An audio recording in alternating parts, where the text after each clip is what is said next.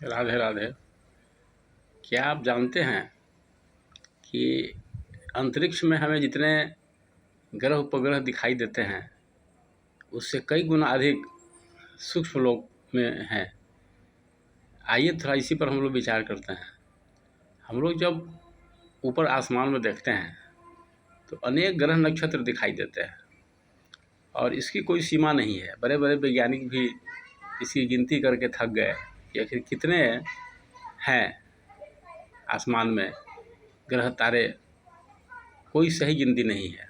और जितना शोध किया जा रहा है उतना ही मिलता जा रहा है रात दिन।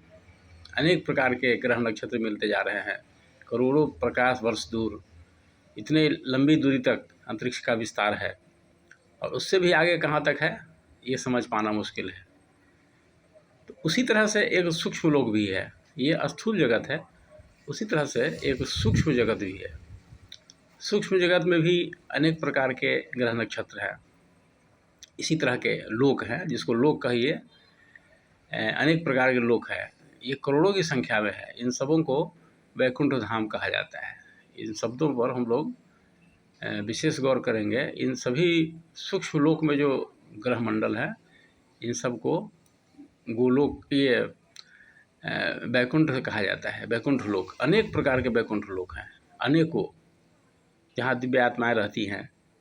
और उन सभी लोकों में, सूक्ष्म लोक में जितने भी वैकुंठ लोक हैं, उन सभी वैकुंठ लोकों में जो सबसे श्रेष्ठ है वो गोलोक धाम है।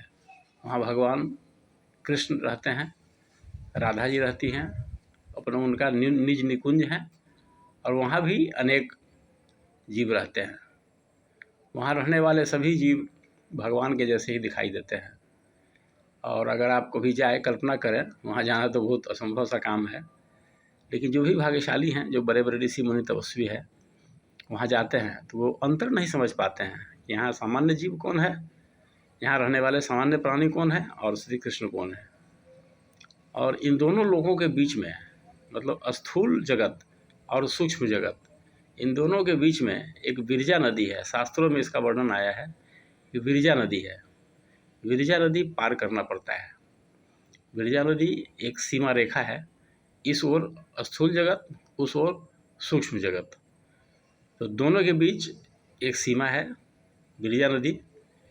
इसका जल अत्यंत पवित्र है और इसको पार करके उस पार जाया जाता है सूक्ष्म लोक में, जिसे वैकुंठ लोक कहते हैं। अनेक वैकुंठ लोक हैं, एक नहीं है, अनेक वैकुंठ लोक हैं।